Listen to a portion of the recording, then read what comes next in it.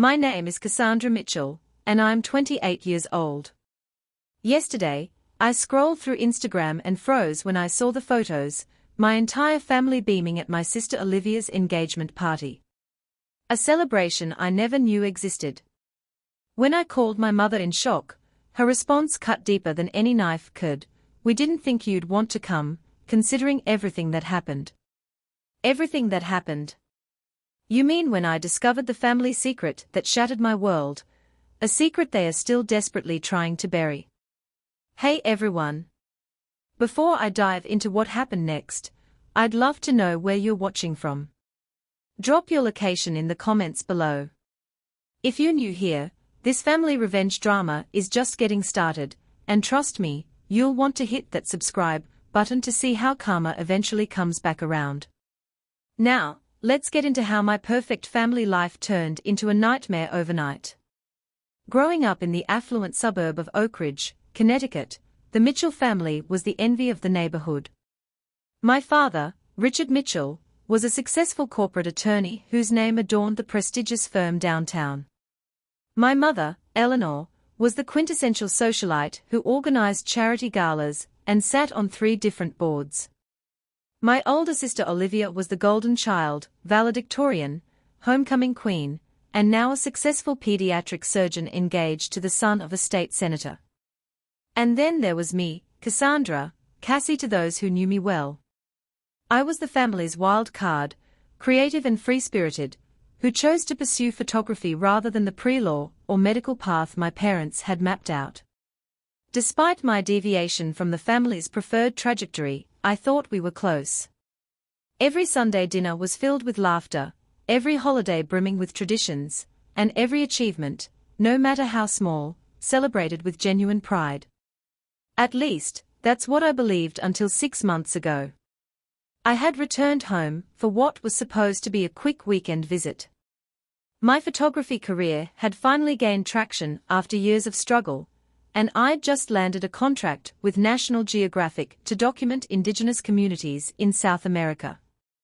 It wasn't the corporate success my parents understood, but it was my dream come true, and I couldn't wait to share it with them. The house was unusually quiet when I arrived that Friday evening. Mom and Dad were attending a fundraiser, and Olivia was working late at the hospital, normal for my busy family. I decided to use the time to dig through our old family albums, hoping to find inspiration for my upcoming project. That's when I ventured into my father's study, a room that had always been somewhat sacred and off-limits during my childhood. In the bottom drawer of his mahogany desk, beneath stacks of legal documents, I found a worn leather journal. Curiosity got the better of me, and I opened it to discover it was my father's personal diary dating back 29 years. I knew I should have closed it immediately, but a single sentence caught my eye: "Eleanor doesn't know if she can love another man's child." My heart stopped. I read on, my hands trembling as each page revealed the truth my parents had concealed for nearly 3 decades. I wasn't Richard Mitchell's biological daughter. I was the product of a brief affair my mother had with her college sweetheart, who had unexpectedly reappeared in her life shortly after Olivia was born. The journal detailed my father's struggle with the betrayal, his decision to forgive my mother and raise me as his own, but also his inability to fully embrace me, as he did Olivia. There were entries about his resentment toward me when I was just a toddler, notes about how my artistic tendencies reminded him painfully of my biological father, who was a musician. One particular entry from when I was 16 cut the deepest. Cassandra asked today why I never come to her art showcases, when I never miss Olivia's debate competitions. How could I explain that each time I see her creative passion, I'm reminded of James and what he took from me? It's better to keep my distance than to risk letting her see the truth in my eyes. The truth crashed over me like a tidal wave. Every missed recital, every comparison to Olivia, every disappointed look when I chose art over academics, it wasn't about my choices. It was about my very existence being a reminder of my mother's betrayal. When my parents returned that evening, I confronted them with the journal in hand. The look on my father's face, a mixture of shock, guilt, and something like relief, confirmed everything.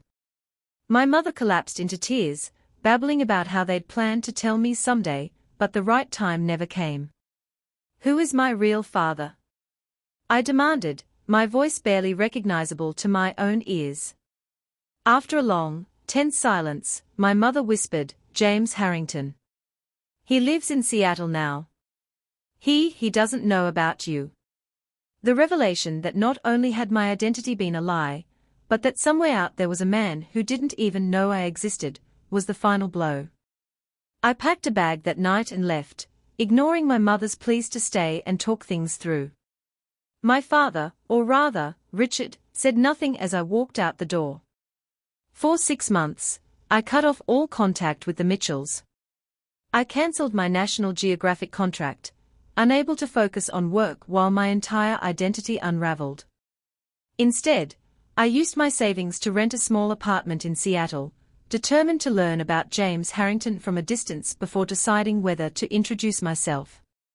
What I discovered was a renowned music professor at the University of Washington, a widower with no other children, who played cello for the Seattle Symphony on weekends. I attended one of his performances, sitting in the back row, and studying the man whose blood ran through my veins. I saw my own hands in his long fingers, my stubborn chin in his profile, and most strikingly, the same passion for artistic expression that had always made me the family outlier. I wasn't ready to approach him, but knowing he existed, seeing physical proof of where I came from, provided a strange comfort in the midst of my identity crisis. During those months of self-imposed exile, Olivia called repeatedly. I let her messages pile up, unable to determine if she had been part of the deception. Had my perfect sister known all along that we were only half-siblings?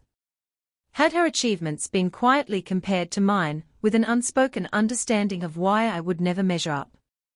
The silence from my parents spoke volumes. No attempt to visit, just carefully worded emails asking me to call when I was ready to be reasonable. As if discovering your entire life was built on a lie was something one should simply get over with reasonable promptness.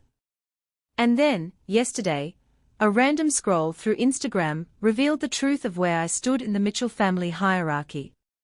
There they were, Richard, Eleanor, Olivia, and her fiancé Thomas, surrounded by extended family friends, and even my childhood neighbor Mrs. Peterson, who used to babysit us. Everyone raising glasses to celebrate Olivia's engagement, an event I hadn't even been told was happening. The perfect family portrait, minus the inconvenient reminder of past mistakes. I had been erased, and they had moved on without missing a beat. My mother's dismissive response to why I wasn't invited to Olivia's engagement party was just the beginning. "We didn't think you'd want to come," considering everything that happened, was her way of placing the blame squarely on my shoulders, as if my reaction to their decades-long deception was the real problem, not the lie itself. But something about the photos nagged at me.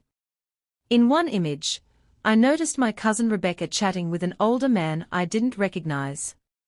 There was something vaguely familiar about his posture, the way he held his champagne glass.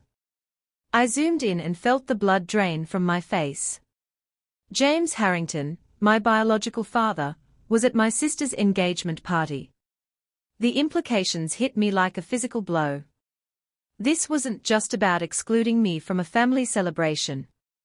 They had invited the man whose existence they had hidden from me for 28 years, the man I had been secretly observing from afar for months. They had brought him into the family circle while pushing me further out. Had they told him about me? Was this some twisted attempt at replacing me with the original source of their family fracture? Or was he still in the dark, just a family friend invited to celebrate Olivia's happiness? I called my cousin Rebecca immediately, someone who had always been more like a sister to me than a cousin. Her uncomfortable silence when I asked about James Harrington confirmed my suspicions before she reluctantly admitted the truth. "I'm so sorry, Cassie. I wanted to tell you, but your mom made everyone promise not to reach out.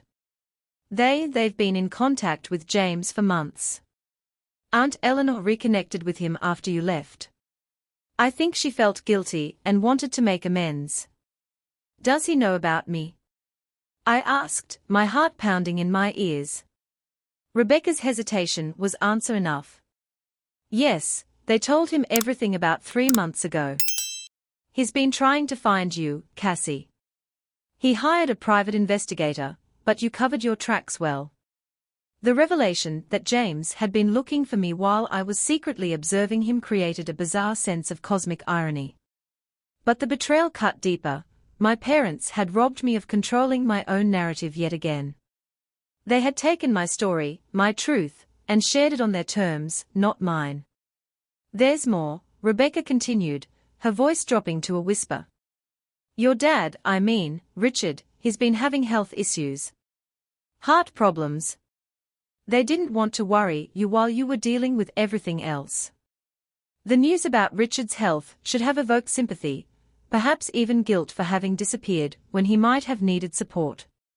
Instead, it felt like another manipulation tactic, another way to paint me as the villain in the family drama.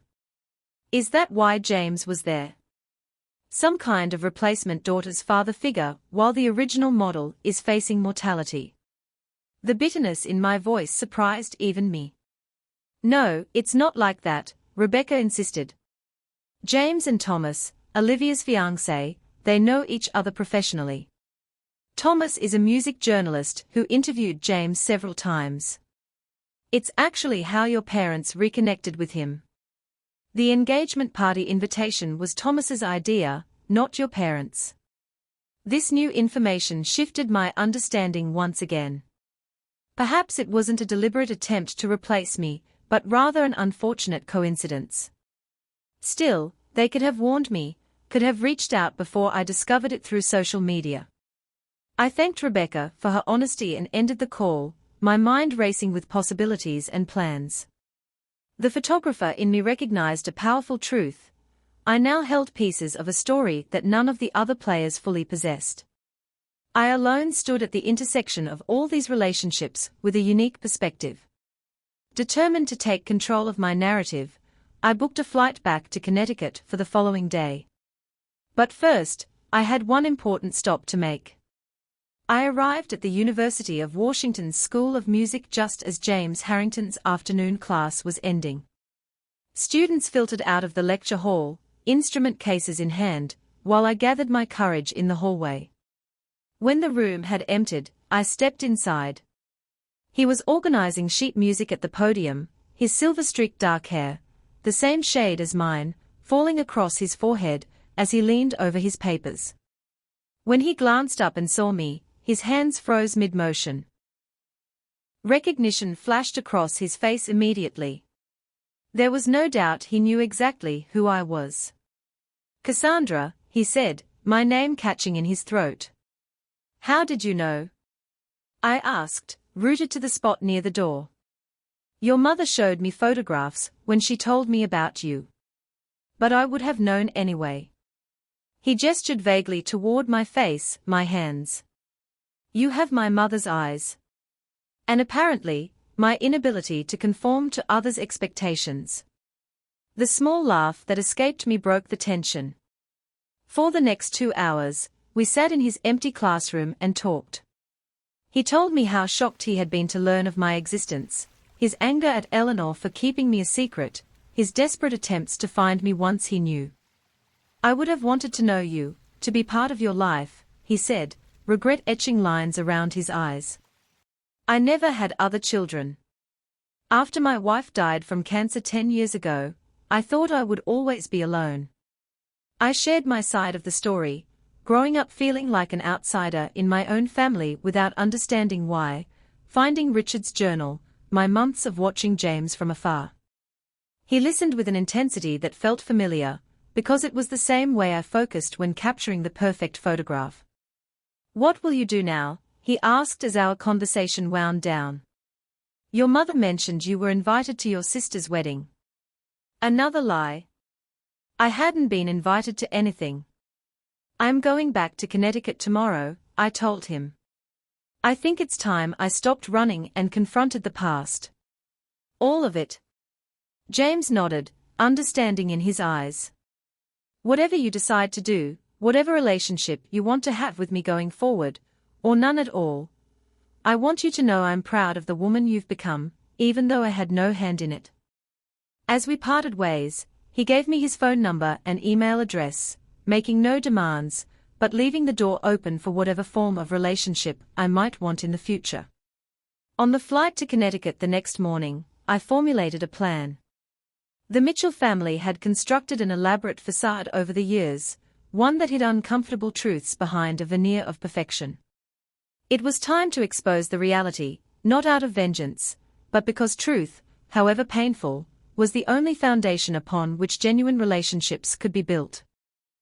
I arrived at the Mitchell family home unannounced on a Wednesday evening, knowing from years of family routine that everyone would be gathered for the weekly dinner my mother insisted upon whenever Olivia was in town.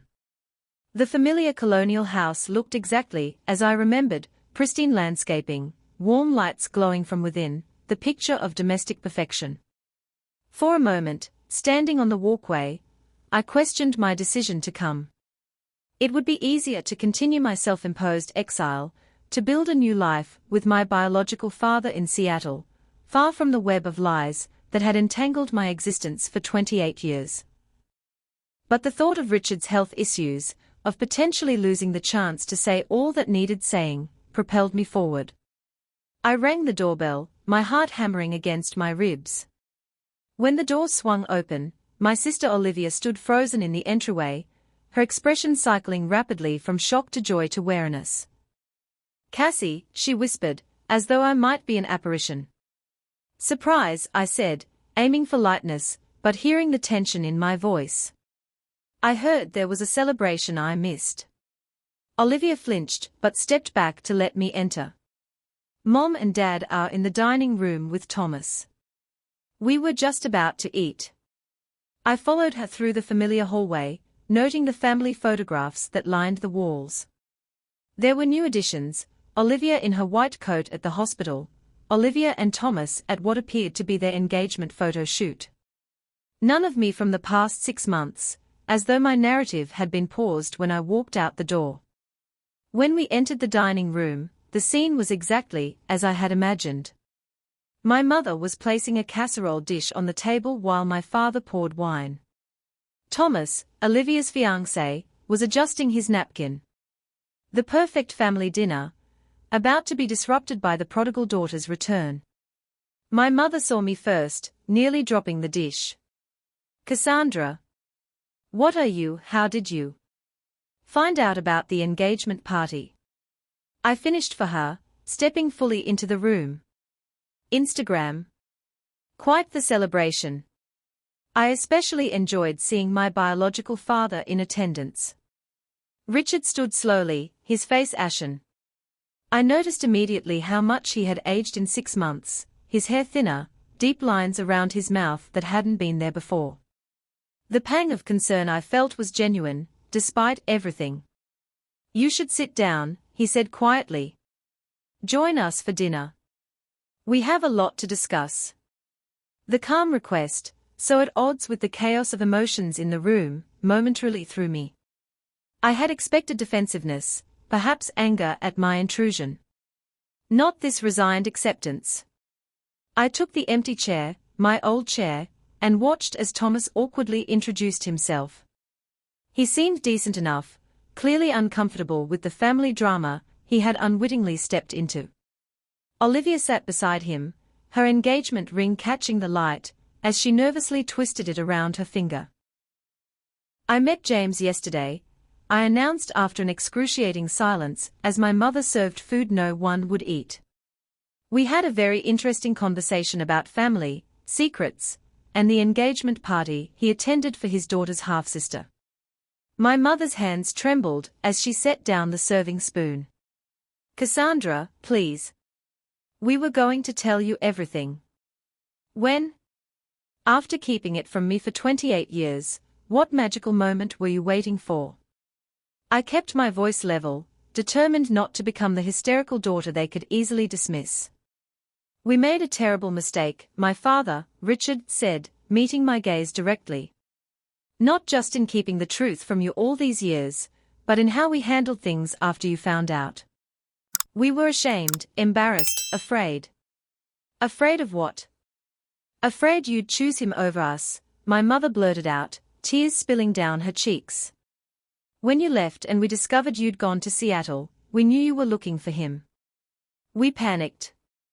Eleanor reached out to James, thinking she could. I don't know, manage the situation somehow. Manage me, you mean, I corrected. Control the narrative, like you always have. Olivia cleared her throat, drawing my attention. Cassie, I swear I didn't know about any of this until you left.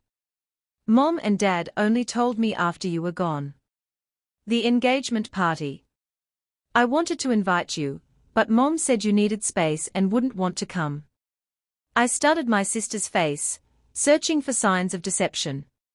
We had shared a bedroom until college, whispered secrets in the dark, defended each other against parental expectations.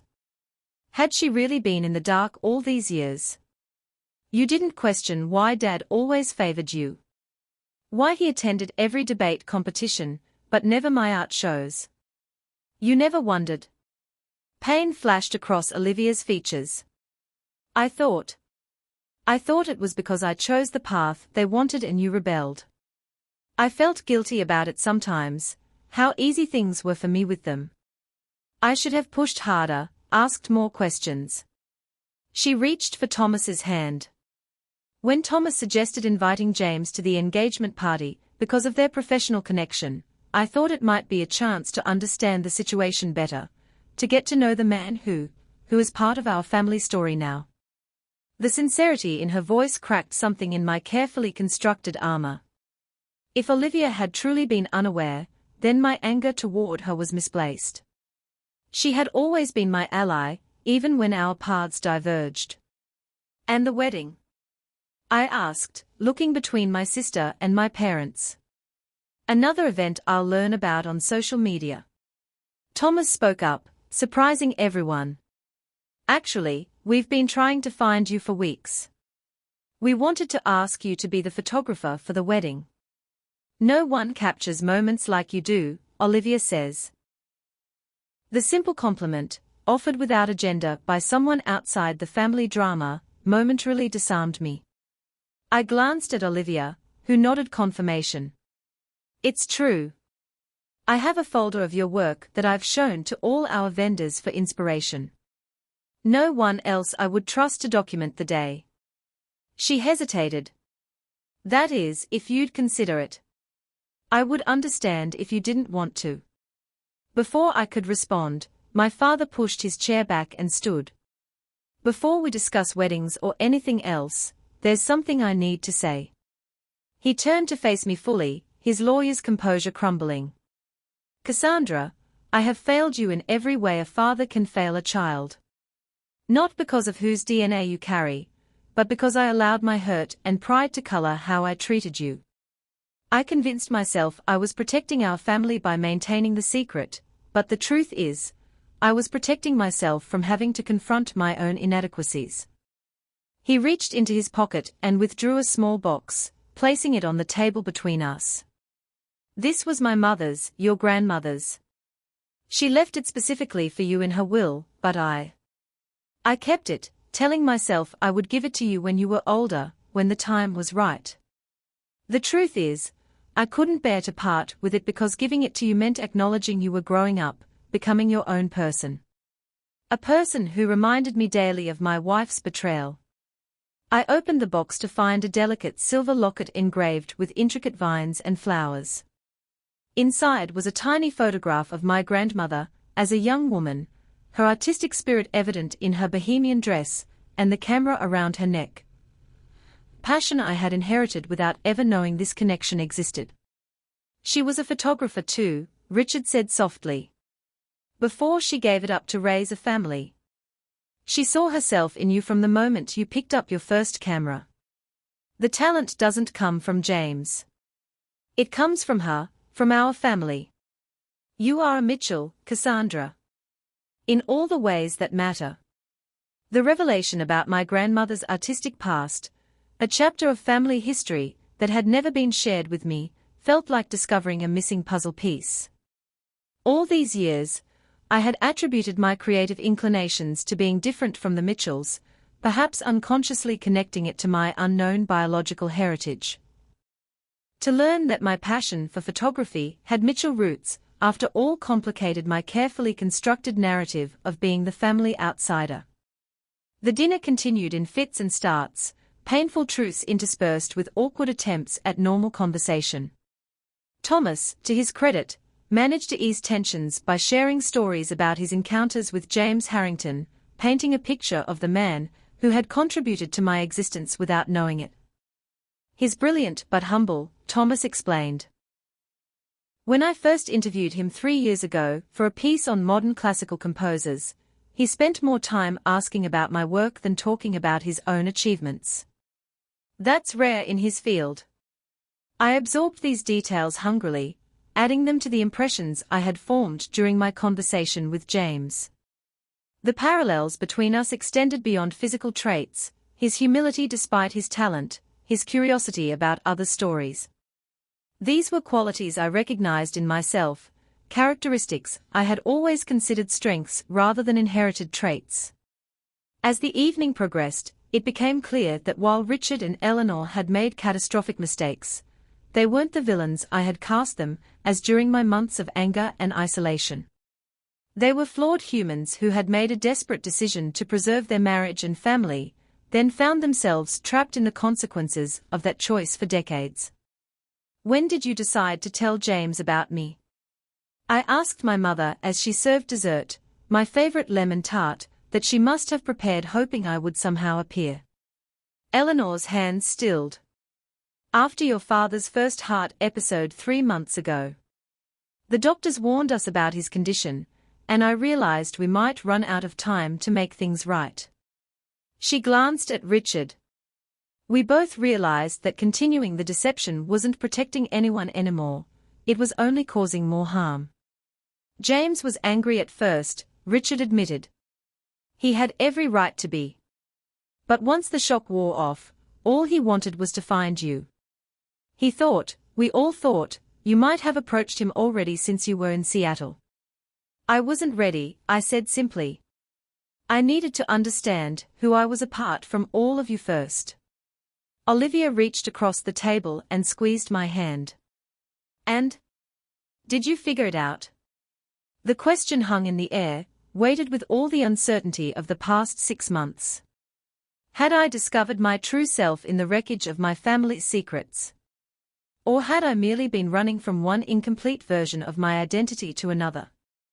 "I'm still working on it," I answered honestly. "But I know I'm not just Richard's daughter or James's daughter. I'm not just the family rebel, or the artistic black sheep. I'm all of it, and something entirely my own too." As the conversation shifted to Olivia and Thomas's wedding plans, I found myself observing the family dynamics with new eyes. Richard's obvious pride in Olivia remained, but I noticed how he made efforts to include me, asking about my recent photography projects with genuine interest. Eleanor hovered anxiously between us all, the peacemaker desperate to mend the family fractures. And Olivia, always the golden child, repeatedly redirected attention to my accomplishments rather than her own. They were trying, imperfectly, awkwardly, to create space for a new family narrative that included all the messy truths we had finally laid bare. When Olivia formally asked me to be her wedding photographer, I hesitated. "Are you sure? Your future in-laws might prefer someone less complicated." She shook her head firmly. "The Paxtons are all about keeping up appearances. I've had enough of that growing up. I want my wedding documented by someone who sees the real moments, not just the perfect ones. That's always been your gift, Cassie. You see truth through your lens." The irony wasn't lost on me, that my ability to capture authentic moments had developed in a family built on deception. Perhaps it had been my subconscious response all along, searching for reality in a world where appearances were prioritized. As the evening drew to a close, Richard asked to speak with me privately. We stepped out onto the back porch, the same spot where he had taught me to ride a bike, where he had awkwardly attempted to console me after my first heartbreak, where we had stood in uncomfortable silence when I announced I was pursuing photography instead of law school. "The doctors say I need a heart valve replacement," he said without preamble. "The procedure is scheduled for next month. The prognosis is good, but at my age, there are always risks." "Why are you telling me this?" I asked, unsure if it was another attempt at manipulation. "Because I don't want to waste whatever time I have left on pride or fear." He turned to face me, his eyes, so different from mine, filled with tears. "I need you to know that despite everything, despite my failings and my inability to separate my feelings about your mother's affair from my feelings for you, I have always loved you, Cassandra. Not as much as you deserved, not as completely as Olivia, and that is my greatest shame. But I did love you, in my broken way." The confession, offered without expectation of forgiveness, pierced the last of my defenses. This was a turning point, not just for our relationship, but for my understanding of love itself. Love wasn't the perfect, uncomplicated emotion depicted in photographs and Instagram posts. It was messy, flawed, sometimes insufficient, but real nonetheless. "I don't know if I can forget everything that happened," I told him honestly. "But I think I might be ready to start forgiving. To try building something new from the ruins of what we thought we had." Richard nodded, acceptance rather than expectation in his eyes. "That's more than I deserve." As I prepared to leave, having agreed to return for Sunday dinner and to meet with Olivia about wedding photography plans, my mother pressed a thick envelope into my hands. "Letters," she explained. "One for each birthday since you left. Richard wrote them even though we had no way to send them. He hoped someday you might want to read them." Later that night in my hotel room, I spread the letters across the bed, 6 envelopes addressed in my father's precise handwriting. Each contained not just reflections on my absence from family celebrations, but memories from my childhood seen through his eyes. The time I fell asleep in his office while he worked late, and he carried me to the car. My determination to master bicycle riding despite countless falls. My high school art show where my photograph won first place and he had stood in the back, too overwhelmed by conflicting emotions to approach me afterward. They were the confessions of a man who had loved imperfectly, but had loved nonetheless. A man who, like me, had been trying to reconcile competing truths about his family and himself. As I read the final letter, I came to a decision that would alter the course of all our lives moving forward. Hey everyone, this story is really getting intense now. If you're feeling the emotions in this turning point as much as I am, hit that like button to let me know. Are you Team Cassie or Team Mitchell family at this point? The next part is where everything starts to change, and you won't believe the twist that's coming. Subscribe now so you don't miss how this family drama unfolds. Trust me, the karma that's about to be served is something you'll want to witness. Now, let's continue with what happened after I made my life-changing decision. The next morning, I did something that would have been unthinkable just 24 hours earlier. I called James Harrington and invited him to Connecticut. "I need to close the circle," I explained, pacing my hotel room. "All these separate relationships, these fragmented pieces of my identity, it's time to bring them together." There was a long pause before James responded. "Are you sure that's what you want? It could make things more complicated for everyone." "It's already complicated," I said. "But at least this way, it's honest. The secrets are what damaged this family, not the truth." James agreed to fly in for the weekend, and I spent the intervening days reconnecting with Olivia. Without our parents present, we were able to speak freely about our shared childhood and the subtle inequalities that had shaped our relationship. "I always thought you were the brave one," Olivia confessed as we sorted through potential wedding venues. "You pursued what you wanted despite Mom and Dad's disapproval. I just followed the path of least resistance." "It didn't feel like bravery," I admitted. It felt like self-preservation. Like if I couldn't earn Dad's approval by being perfect like you, I would stop trying altogether. Olivia winced. Was I really that perfect? In his eyes. Absolutely. I smiled to soften the words. But I never resented you for it, Liv. I resented him for creating the comparison in the first place. As we navigated these delicate conversations, I also began reviewing my professional portfolio, considering which techniques would best capture Olivia's wedding. The irony wasn't lost on me that I would be documenting the next chapter of the Mitchell family story after being erased from so many previous ones. When Sunday arrived, I picked James up from the airport and briefed him on what to expect.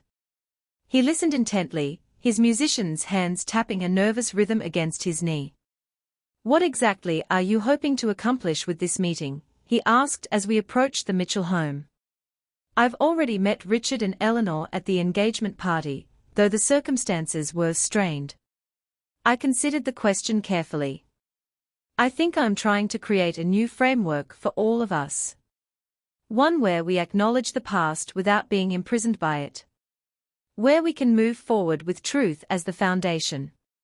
"That's quite ambitious," James observed. "And generous, considering how you've been treated." "It's not entirely altruistic," I admitted. "I've realized that holding onto anger is exhausting. I want to be free of it, even if that means taking the first steps toward reconciliation." When we arrived at the Mitchell home, the tension was palpable. Richard stood stiffly by the fireplace, his lawyer's posture betraying no emotion. Eleanor fluttered around nervously, offering drinks and appetizers no one wanted. Olivia and Thomas provided a buffer of normalcy, engaging James in conversation about his recent symphony performance. I observed the scene through a photographer's eye, noting the body language, the careful distance maintained between Richard and James, the way Eleanor's gaze kept darting between the two men, as though anticipating disaster. It was Olivia who finally addressed the elephant in the room. "This is weird for everyone," she said bluntly, "but we are all adults. We all care about Cassie. So let's just acknowledge the awkwardness and move past it." Her directness broke the tension, eliciting a surprised laugh from James and a grudging nod from Richard. As dinner progressed, the conversation gradually became more natural. James shared stories from his teaching career, many of which mirrored my own experiences mentoring young photographers. Richard, initially reserved, eventually contributed anecdotes from my childhood that revealed a more attentive father than I had given him credit for. "Remember when you were 10 and determined to photograph that family of hawks nesting in the old oak tree?" Richard recalled. "You climbed higher than was safe, and I was terrified you'd fall. But you got the shot, and it was remarkable. I still have a copy in my office." The revelation surprised me. "You kept my photograph?" "I've kept all of them," Richard admitted. "Every school project, every contest entry. There's an album in my study." After dinner, while the others settled in the living room, Richard led James and me to his study.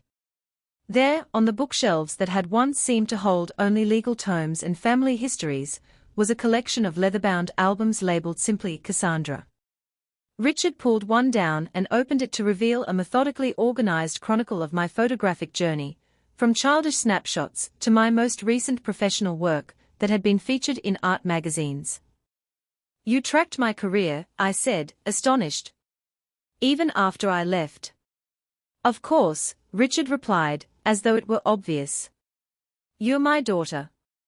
James, who had been quiet during this exchange, gently took the album to examine my work.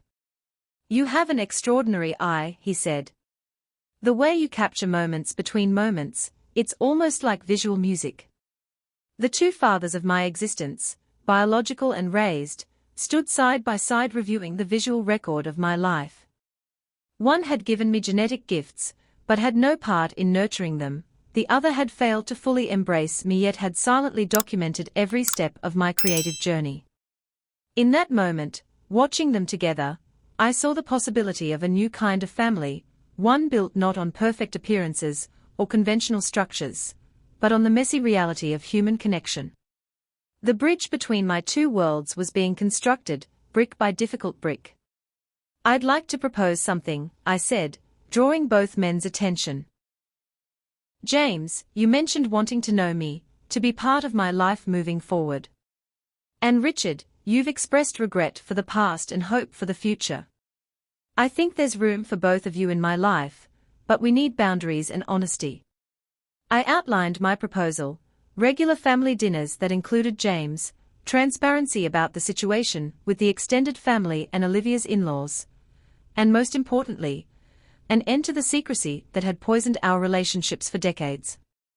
"I'm not asking for one big happy family overnight," I clarified. "Just a commitment to stop hiding, to stop pretending, and to start building something authentic, however uncomfortable that might be initially." Richard and James exchanged a look that contained decades of complicated emotions, rivalry, resentment, reluctant respect, before both nodded their agreement. "There's one more thing," I added. "I've decided to document this journey, our unconventional family's attempt at reconciliation and truth. A photographic essay on redefining family beyond blood and betrayal." "You want to make our private struggle public?" Richard asked, alarm evident in his voice. "Not with names or identifying details," I assured him. "But yes, I want to capture this process. For myself, for potential healing, and for others who might be trapped in family secrets of their own." It was a bold request, one that pushed against the Mitchell family's long-standing preference for privacy and perfection. But to my surprise, it was Richard who agreed first. "If there's anything I've learned from my heart condition, it's that legacy matters," he said quietly. "Not the facade we present to the world, but the truth we leave behind. I'd rather be remembered honestly than perfectly." James nodded his agreement as well. "I've spent a lifetime expressing emotion through music because words often failed me. Perhaps your photography can capture what none of us can fully articulate." As we rejoined the others, I felt the first genuine stirrings of hope. The path forward would not be easy. There were decades of hurt to address, new relationships to define, and a lifetime of honesty to embrace after so much deception. But for the first time, it felt possible. 3 months later, I stood behind my camera at Olivia's wedding, capturing the moments that told our family's evolving story. Richard, recovered from his successful heart surgery, walked Olivia down the aisle with tears streaming unashamedly down his face. Eleanor, elegant in mother of the bride blue, watched with a complex mixture of joy and regret evident in her eyes. James, invited as both a family friend and my biological father, played the cello during the ceremony, a hauntingly beautiful piece he had composed specifically for the occasion. And I moved through it all, both participant and observer, documenting the visible story while knowing the invisible currents that ran beneath the surface. The photographs I took that day were unlike any wedding images I had created before. They captured not just the celebration of Olivia and Thomas's union, but the tentative rebuilding of a family fractured by secrets.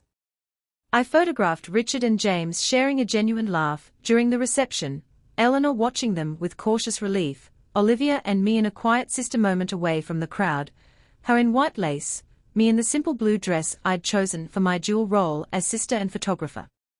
When the official wedding album was completed weeks later, it told 2 stories simultaneously: the public narrative of a perfect society wedding and the private journey of a family finding its way back to authenticity. But the real breakthrough came during the father-daughter dance. Richard had insisted that James join them on the dance floor, an unprecedented gesture that caused a stir among the guests who didn't know the full story. "Olivia is my daughter, through and through," Richard had announced, his voice steady despite the whispers. "And Cassandra is our daughter too, through different paths, but equally beloved. Today we celebrate family in all its complex forms." The murmurs that swept through the reception hall indicated not everyone appreciated this departure from the traditional script.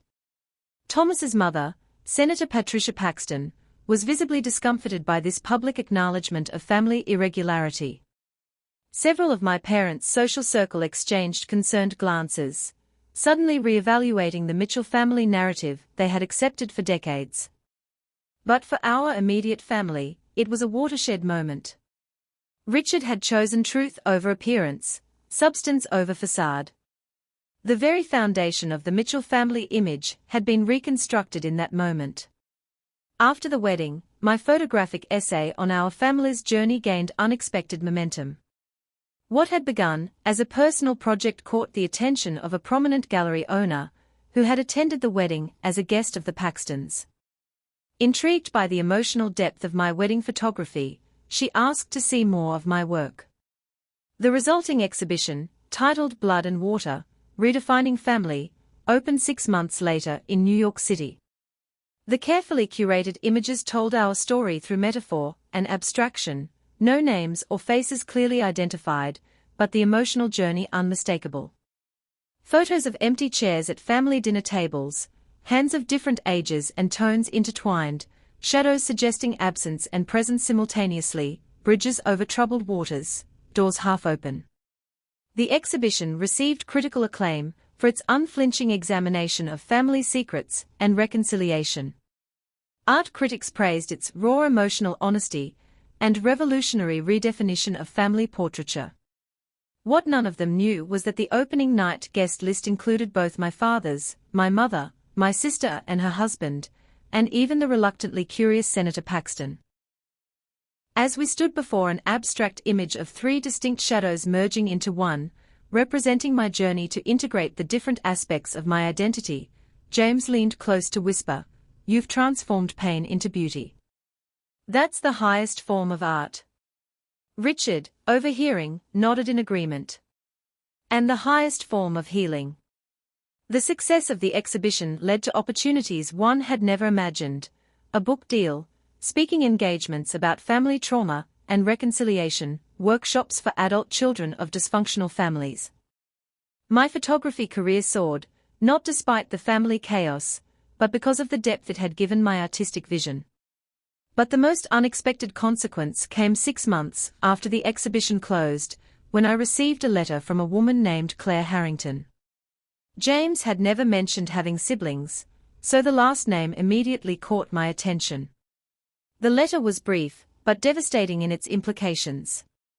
"Dear Ms. Mitchell, I recently visited your exhibition in New York and was struck by the emotional resonance of your work. Upon researching you further, I discovered your connection to James Harrington, who I believe is my father as well. Unlike you, I have known of his existence all my life, though he has never acknowledged me. My mother was a piano student of his 20 years ago. Their relationship ended when she became pregnant, and he made it clear he wanted no part in raising a child. I have respected his wishes and kept my distance. But seeing your work, understanding how you have integrated this complicated family dynamic into your life and art, has given me courage to reach out, not to him, but to you. Perhaps there is room in your redefined family concept for another half-sister.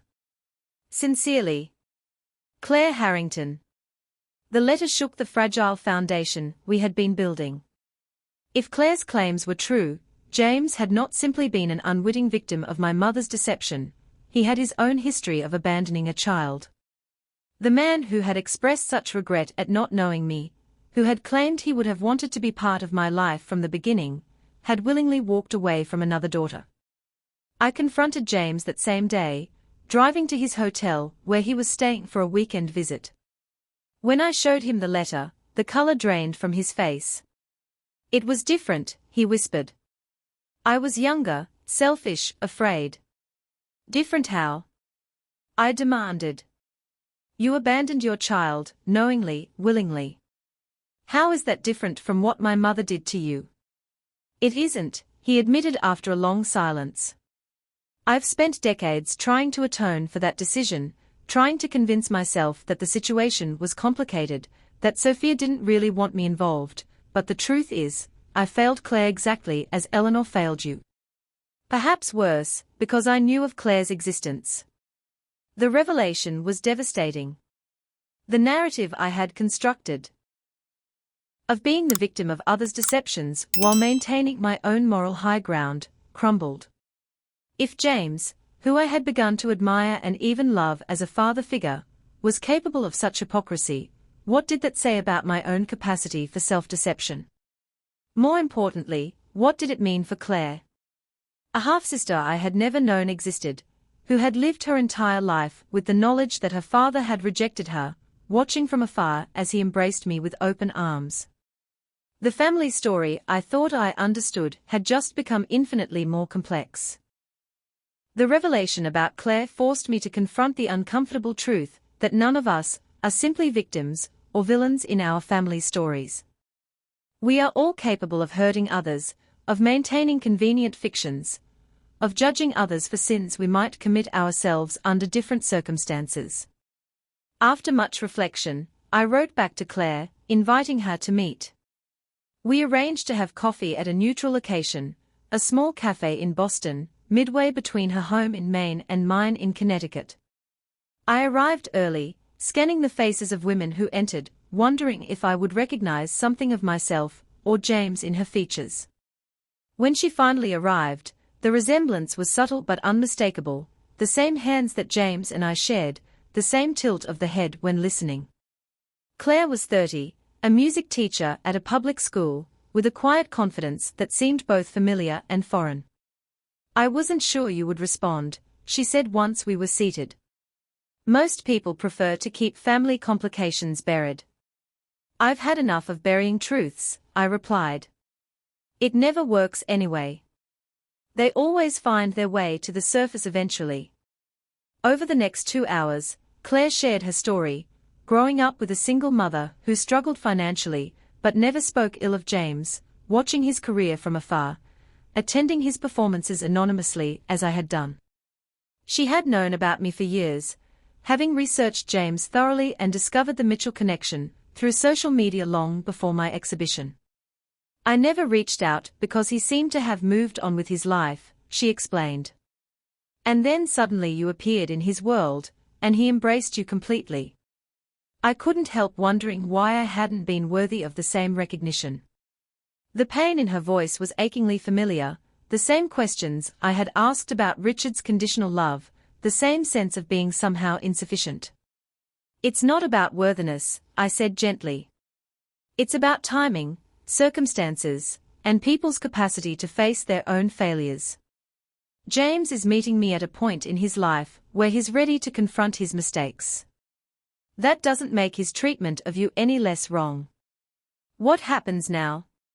Claire asked. "Are you going to tell him about our meeting?" "That depends on what you want," I responded. "This is your story too. You get to decide how it unfolds." Claire considered this, turning her coffee cup in slow circles. "I think I'd like to meet him. Not for some grand reconciliation, or to demand explanations. I made peace with his absence long ago.